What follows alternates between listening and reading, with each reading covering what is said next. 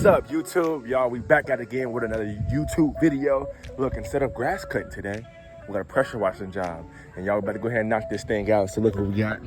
You know me, I'm not gonna talk too much. I'm about to just go ahead and just get straight into it. But I just wanted to go ahead and show you guys real quick. Not too bad. We're about to go ahead and knock this thing out. So sit back, enjoy.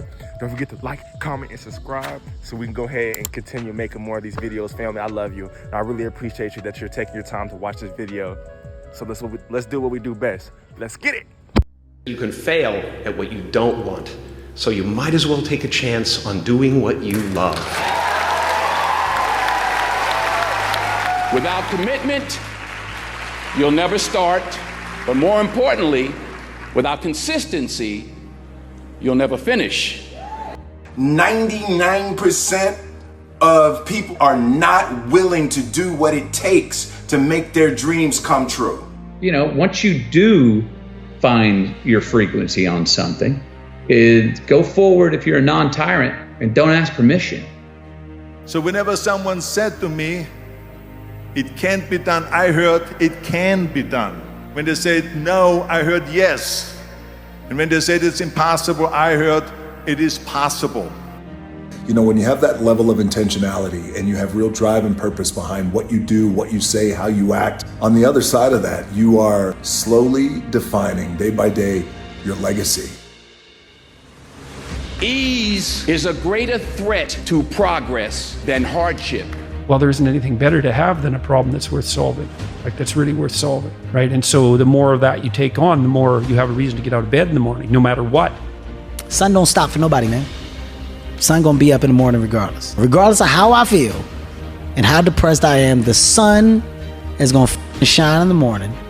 So do you let the days go by and look up and you done wasted a year doing what? Hard work brings great rewards. For most people, they go wrong because they think it's a feeling when execution is a fact. If you come in great, if you come in poorly, it does not matter. You have to do life. And if you're smart, you do life on your terms and you don't let life make you do it on its terms. I dream about it. I visualize it. I see myself being successful. If you can see yourself being successful in your mind, then it will appear in the physical reality. So here's the choice. Life is either meaningful or meaningless. Keep moving, keep growing, keep learning.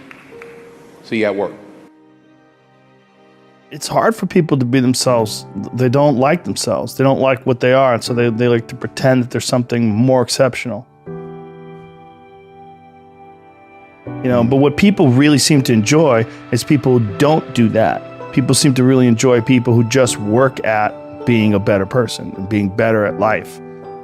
You can learn a lot from someone about how much attention they spend on other people's failures, right? How much time they spend pointing out other people's failures, and how little time they spend reflecting on their own. Yeah. I'll be the first guy, you know, if I fuck up, if I get angry at something I shouldn't have got angry with, I pride myself in calling myself out. Because a lot of people have a hard time defining themselves. They define themselves by failure because they failed. But I'm like, you're not your failures, you're you. Okay, your life is a series of lessons you've learned. Now, if you just dwell on the failures, like that's not healthy, it's not smart, and it's not empowering. What you gotta do is look at those failures and go, well, now you know what not to do. But you're not that, you're you. You know, you could have done the stupidest fucking shit ever, but it's not you. That's not you. You're a different thing. You're the being that's experiencing all these failures. And if you know that they're ups, then you've learned, okay? If you repeat them over and over again, well, then I can't talk to you. I mean, that's the bright side of tragedy. So when you come through it, you really will have an appreciation for the moments without tragedy. You don't really feel it unless unless life burns you. You don't really feel it. Understand that you can struggle, and you can realize that sometimes when things are really hard to do, you think, oh my God, I gotta stop doing this. But once you do it and you complete it, you have a satisfaction, this sense of satisfaction that you did something really difficult that is irreplaceable. I think the idea that's important is action. Do things. Yes. Actually do things. To procrastinate and sit around and debate things forever before anything gets done, yeah, there's a proper balance though of enough action, and enough thinking.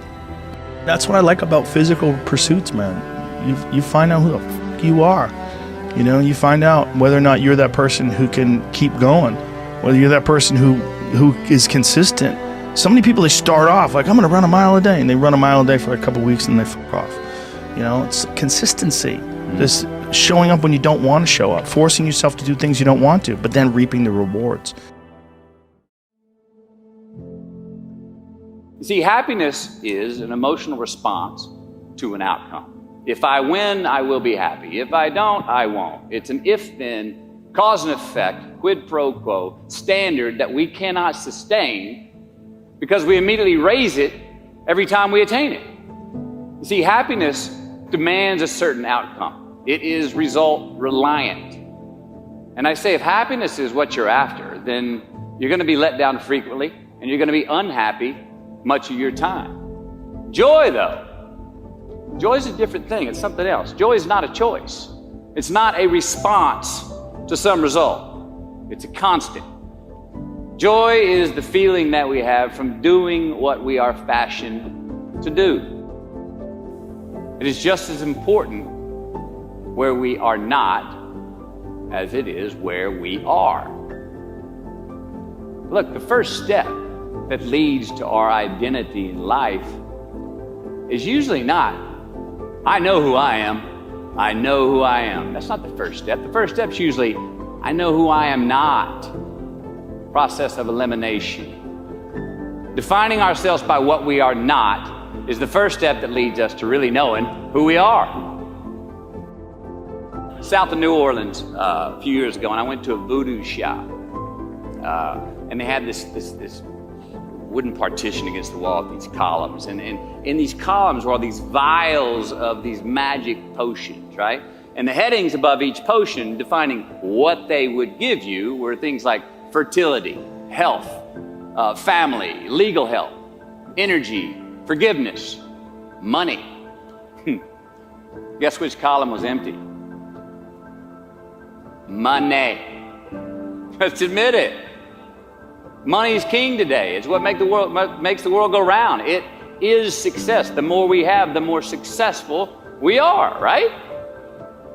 Now, I would argue that our cultural values have even been financialized. Humility is not in vogue anymore. It's too passive. It's a get rich quick on the internet, richest 15 minutes of fame world that we live in, and we see it every day. But we all want to succeed, right? So the question that we got to ask ourselves is what success is to us, what success is to you. Is it more money? That's fine. I got nothing against money. I don't. Maybe it's a healthy family. Maybe it's a happy marriage. Maybe it's to help others, to be famous, to be spiritually sound, to leave the world a little bit better place than you found it. Continue to ask yourself that question. Now, your answer may change over time, and that's fine. But do yourself this favor. Whatever your answer is, don't choose anything that will jeopardize your soul. Prioritize who you are, who you want to be, and don't spend time with anything that antagonizes your character. Don't drink the Kool-Aid, man. It tastes sweet, but you will get cavities tomorrow, all right? Life is not a popularity contest. Be brave, take the hill, but first answer that question, what's my hill?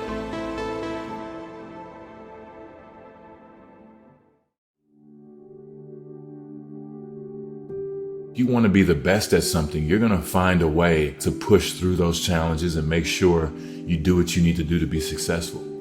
It's all about work ethic. It's all about what you choose to do in life, what is important to you, what is that goal that you're going to identify and go after and say, I'm going to go after this thing wholeheartedly. It doesn't matter what other people say. This is what I feel. It's positive. I love it. You know, the whole world disappears when I do it, and I'm going to channel this thing so I can help myself, so I can help other people. I put the work into this, like every day, all day. And then when I'm done with it, guess what I do? I dream about it. I visualize it. I see myself being successful. I see myself hitting those shots with no time on the clock, with a little time on the clock. And anytime I was successful in those situations, I mean, you know, I would always let people know it's through dedication, through your hard work, and through mental preparation and visualization. If you do those things, if you can see yourself being successful in your mind, then it will appear in the physical reality if you're calm and collected when you get the opportunity. If you want to be great, oh man, prepare to get up off that mat. You're gonna get knocked down over and over and over. And even when you feel like, I can't be hit this hard. Or if you're down there thinking, it's no way I can get up from this. That's when you're just starting. That's when it really that's when your survival skills have to kick in, and hopefully you've trained enough in your mental preparation and really believe enough in yourself to get up. Because, you know, everybody, I think we always said, the easiest thing to do is hold that trophy. That's the easiest thing to do in this process. And that's only going to be for a very short amount of time. The work, the will, the commitment. Like I said, not getting up when you're knocked down. I mean, there's always going to be these struggles or challenges that you have to get over. And the hardest part is, in you trying to be one of the best in the game, there's going to be a tension with it. You have to live it. You have to want it so bad to where you'll sacrifice those Saturday nights or Friday nights with your friends. This is what I'm going to put my time into because this is what I want. Hard work brings great rewards. This is a reminder of the hard work and dedication that I put into everything that I've done. I'm not content because I know where I came from and I don't ever want to go back. It was a mental thing. So I had to tap out of that and tap into the real me and put the character to the side. I'm a late bloomer in understanding what hard work brings. It's something that my mom beat down my throat, and because of the way she did it, I didn't want to comprehend it. That's what this is right now. All right, look, man, wake up. Wake y'all asses up. And not only wake up, but wake up with the mindset of being better than you were last week. What's hard is going, yo, yesterday I got nothing from working as hard as I could. Nothing happened from that. I'm going to do the same thing again today, but I'm going to try to go harder. That's the hardest thing in the world. To get up every day and give 100% and be in the same position that you were each day, but mentally know that you're trying and trying and trying. There's so much that some people just don't understand they can do. How good was your book? What was the ending to your book? If the ending to my book can be so amazing because of all that was done, not the money, all that was accomplished. Let me be a spark to show how many different, you don't have to do just one thing. When it's all said and done, my book is going to be full of all the shit that Kevin Hart did. Because I never was content with doing just 1, 2, or 3. All right, you got one life. And that one life, the goal for us is to live it to the best of our ability